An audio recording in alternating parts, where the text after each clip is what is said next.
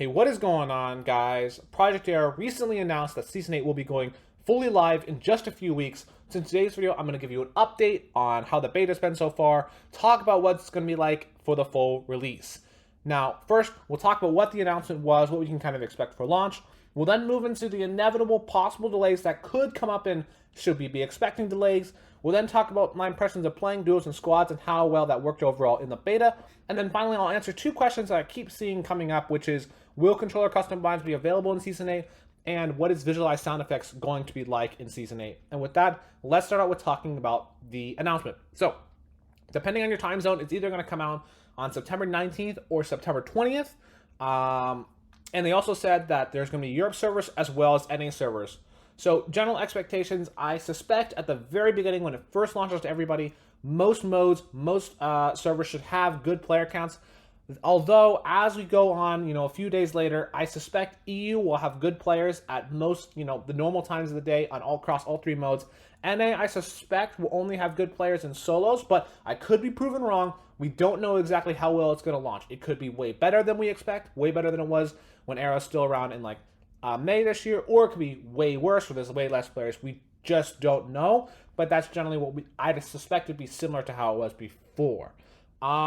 Overall, the game is going to play very similar to how it did earlier this year. When I played the beta, it's basically identical. Yes, your stuff has been reset, as I've already said in previous videos, but the fundamental gameplay is very similar. Now, I do want to talk about this, and this is just an inevitable situation of delays. Look, I know there's a joke going around of project delay. This is not exclusive to Era. This is just a general issue with OG projects, is there happens to be delays, and you really just don't know exactly why or how long it's going to be. Could be one day, could be 1 week, you don't know. So I would say that while we're going to hope that it comes out on the day they say, be ready that there may be a delay for some amount of time that we just don't know about, right? This is very typical of OG projects. It's just something to be aware of, but haven't heard anything that would indicate there'd be a delay, but just kind of have that in your mind that that's very possible. Okay, let's move on to how duos and squads played in the beta. Overall, I have to say that there really wasn't any issues. With reviving and rebooting, there can be a lot of problems where things don't work properly.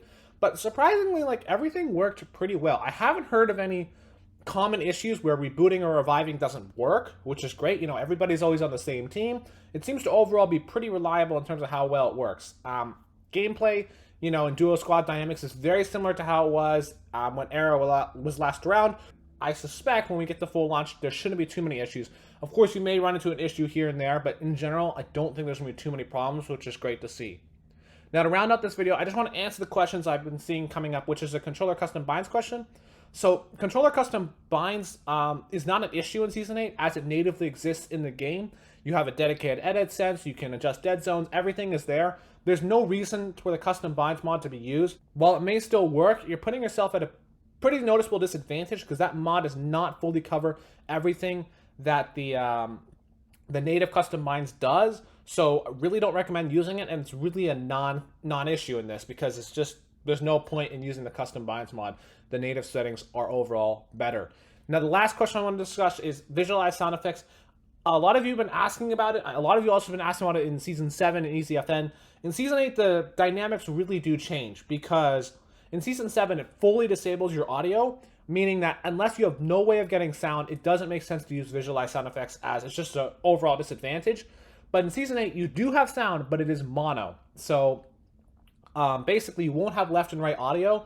What this means is that you're in an advantage in certain situations, like vehicles you can spot much more easily, but far away, you cannot tell where shots are coming from because visualized sound effects doesn't have as much range for gunshots as the regular sound does.